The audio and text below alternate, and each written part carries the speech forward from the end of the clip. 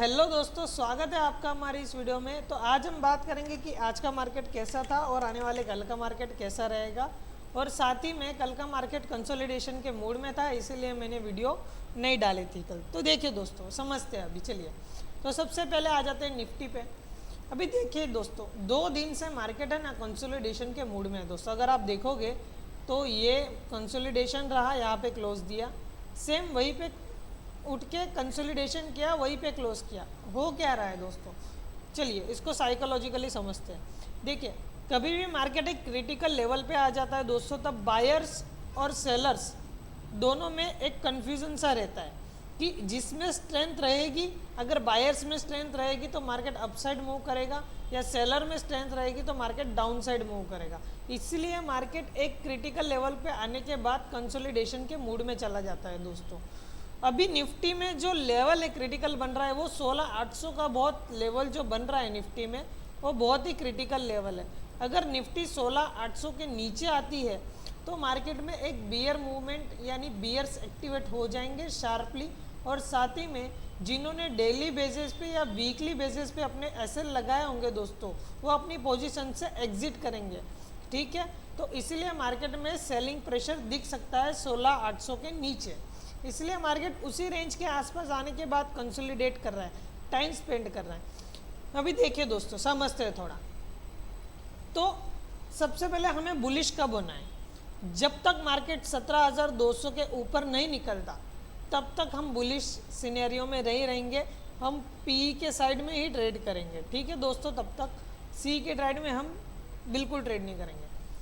अभी मार्केट की जो करंट सिचुएशन है और जिस हिसाब से मार्केट मोमेंटम कर रहा है, उस हिसाब से मुझे ऐसा लग रहा है कि मार्केट में आने वाले कुछ दिनों के लिए एक बियरिश मोमेंटम देखने को मिल सकता है। क्यों दोस्तों, ऐसा मैं क्यों बोल रहा हूँ? देखिए, उसका रीज़न है दोस्तों कि एक क्रिटिकल लेवल पे आने के बाद मार्केट कंसोलिडेट कर रहा है दोस्तों। इट मीन्स बायर्स में स्ट्रेंथ है नहीं, तो बायर्स ऊपर लेके जा नहीं पा रहे हैं मार्केट को।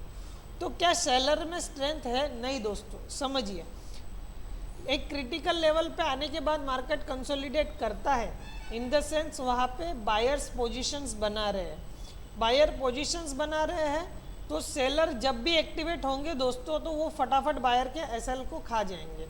यानी मार्केट में एक सेलिंग प्रेशर देखने को मिल सकता है आने वाले टाइम के लिए। तो क्या होता है, इसे साइकोलॉजिकली थोड़ा समझते हैं। सबसे पहले देखिए, सपोज ये एक लेवल मैंने ड्रॉ किया है, ठीक है, और मार्केट कुछ इस प्रकार मोमेंटम दे रहा है। ठीक है दोस्तों, अभी इस लेवल पे आने के बाद मार्केट यहाँ पे कंसोलिडेट कर रहा है। तो साइकोलॉजिकली क्या है दोस्तों, यहाँ पे मार्केट सी वालों को इनविटेशन दे रहा है कि मैं अपसाइड मूव करने वाला हूँ। आइए, मैं अपसाइड मूव करने वाला हूँ। और मार्केट कहाँ जाएगा दोस्तों? नीचे। ये जो सेम सिचुएशन है दोस्तों, यही सिचुएशन निफ्टी में बन रही है। कैसे? चलिए अभी आपको बताता हूँ। अभी मैं आ जाता हूँ थोड़ा वन डे कैंडल पे। ठीक है दोस्तों,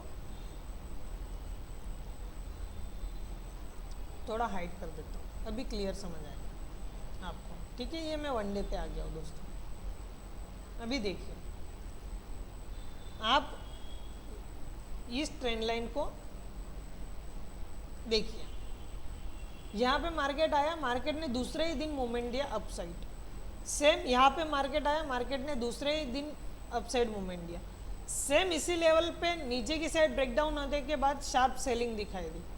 फिर से मार्केट इस लेवल पे जैसे ही ऊपर आया, बायर्स एक्टिव हो गए। सेम अगर आप यहाँ पे देखो तो फिर से बायर्स एक्टिव हो गए। यानी फर्स्ट, सेकेंड, थर्ड, फोर्थ, अभी फिफ्थ टाइम मार्केट वहाँ पे आ चुका है। आने के बाद क्या कर रहा है दोस्तों, मार्केट लेवल के पास आने के बाद कंसोलिडेट कर रहा है, इन द सेंस कि वो बायर को इनविटेशन दे रहा है कि मैं अपसाइड मूव करने वाला हूँ। लेकिन जैसे ही सेलर एक्टिव होंगे दोस्तों, या कोई नेगेटिव न्यूज़, एक छोटी सी नेगेटिव न्यूज़ मार्केट को नीचे शॉर्ट कर सकती है। तो इस चीज़ को हमें साइकोलॉजिकली समझना है और देखना भी है। चलिए, तो फटाफट हम आ जाते हैं कि आने वाले कल के लिए मार्केट क्या रहेगा, हमें किस हिसाब से ट्रेड की पोजीशंस बनानी है, क्या करनी है। और इस बार एक्सपायरी जो है ना दोस्तों, वो लगभग 29 तारीख को, यानी कल ही एक्सपायरी है। क्यों? क्योंकि रामनवमी है 30 तारीख को, जय श्री राम सभी को सबसे पहले। तो 30 तारीख को रामनवमी है, तो रामनवमी का उत्सव होगा, इसीलिए अपने मार्केट भी बंद रहेंगे। और साथ ही में कल एक्सपायरी है, तो मैं एक्सपेक्ट कर रहा हूँ कि एटलीस्ट एक मोमेंटम मार्केट में ऐसा आएगा जो एक्सपायरी वालों को एक चांस देगा, एक बड़ा पैसा बनाने के लिए एक हेल्पफुल रहेगा। तो चलिए सबसे पहले आ जाते हैं हम निफ्टी के चार्ट पे 1 आवर टाइम फ्रेम पे।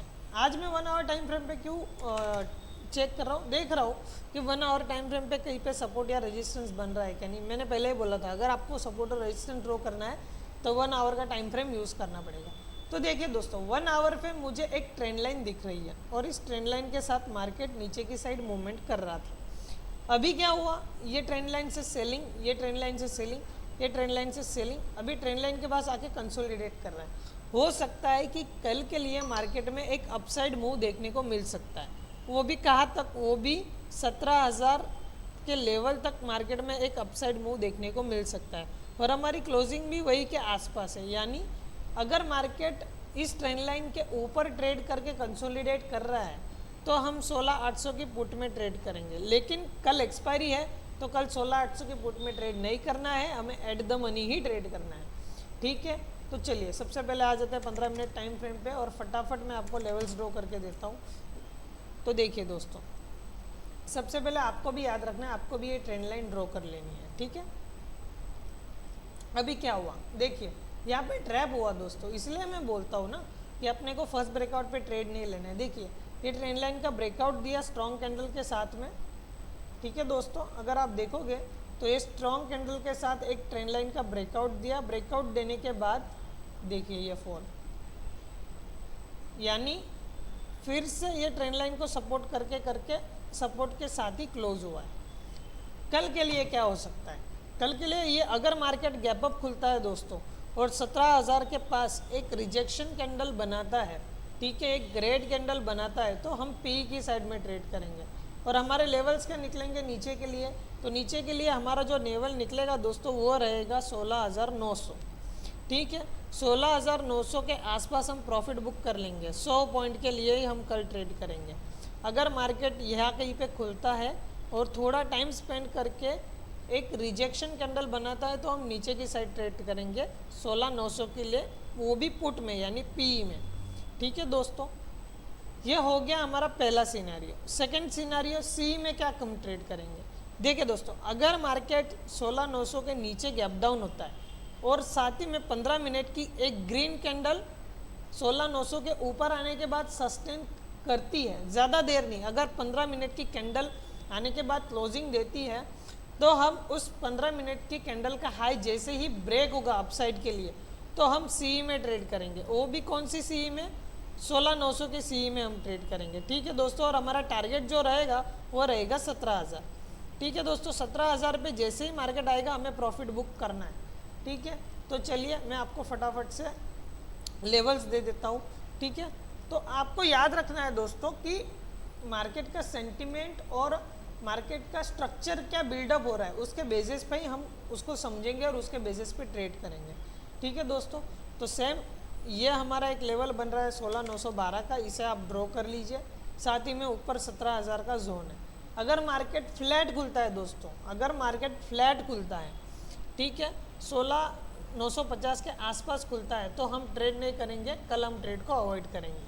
ठीक है, 3 सिनेरियो है हमारे पास, गैप अप खुलता है या गैप डाउन खुलता है तो हम ट्रेड करेंगे, अदरवाइज फ्लैट खुलेगा तो हम ट्रेड को अवॉइड करेंगे, क्योंकि यह बहुत ही वॉलेटाइल जोन है दोस्तों। इस जोन में मार्केट इतना वॉलेटाइल है कि आज तो प्योर एसएल एंटिंग हुई है। ठीक है दोस्तों, तो कैपिटल को प्रोटेक्ट कीजिए दोस्तों। सबसे पहले ट्रेड्स तो आते रहेंगे, टेस्ट तो बनते रहेंगे, लेकिन सबसे इम्पोर्टेंट बात जो है ना वो आप कैपिटल को प्रोटेक्ट कीजिए। अगर कैपिटल ही नहीं रहेगा तो ट्रेड कहाँ से करेंगे। ठीक है दोस्तों, तो सिंपल सा कॉन्सेप्ट है हमारा निफ्टी में कि अगर 17,000 के पास आने के बाद कोई रिजेक्शन बनाता है तो हम नीचे की साइड में ट्रेड करेंगे, और ज़्यादा नहीं, खाली 100 पॉइंट के लिए। अगर सपोज मार्केट गैप अप होने के बाद यहाँ पे एक रिजेक्शन कैंडल बना के नीचे की साइड मूवमेंट करता है तो हम 17,000 के पी में ट्रेड करेंगे। लगे तो मैं आपको टैक्स भी ऐड करके देता हूँ, तो हमें 17,000 के एट द मनी ट्रेड करना है, 17,000 रुपये, वो भी पी में। और हमारा जो टारगेट रहेगा ना दोस्तों, वो रहेगा 17,900। ठीक है, ये हमारा टारगेट रहेगा। यहाँ पे हमें प्रॉफिट को बुक करना है। ये हमारा सबसे पहले सिनेरियो है। ठीक है, ये सबसे पहला सिनेरियो है। लगे तो आप स्क्रीनशॉट ले लीजिए अगर आपको लेना हो तो। ठीक है, और हमारा सेकंड सिनेरियो क्या बनेगा दोस्तों, ये आप स्क्रीनशॉट लेना है तो ले लीजिए, या नोट डाउन करना है तो कर लीजिए।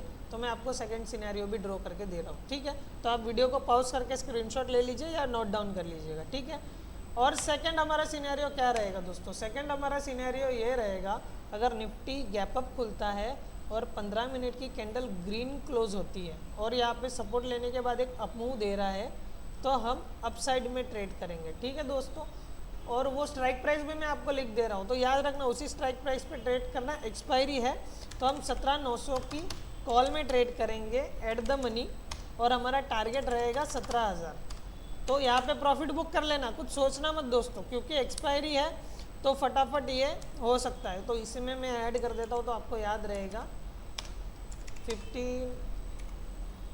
15 मिनट, एम लिख रहा हूँ तो समझ लेना। 15 मिनट कैंडल ग्रीन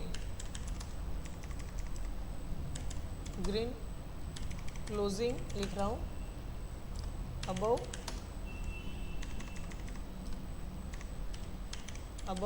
17,900, याद रखना दोस्तों। ठीक है, थोड़ा टेक्स्ट को छोटा कर देता हूँ तो आपको दिख सकेगा। चलिए, फर्स्ट क्लास, ये बस हमारे ये दो सेटअप रहेंगे कल के लिए निफ्टी में। मैं आज आपको बैंक निफ्टी नहीं दूंगा दोस्तों, बैंक निफ्टी में मैं बिल्कुल ट्रेड नहीं दूंगा, क्योंकि मैं अगर ट्रेड लिख के दूंगा तो आप ट्रेड ले लोगे, इसलिए मैं बोल रहा हूँ बैंक निफ्टी में अवॉइड कीजिए दोस्तों। अगर मैं आपको बैंक निफ्टी का आज का चार्ट बताऊंगा ना दोस्तों, तो आपको इतनी हंसी आएगी कि ये चार्ट ऐसा ट्रेडिंग होता है क्या।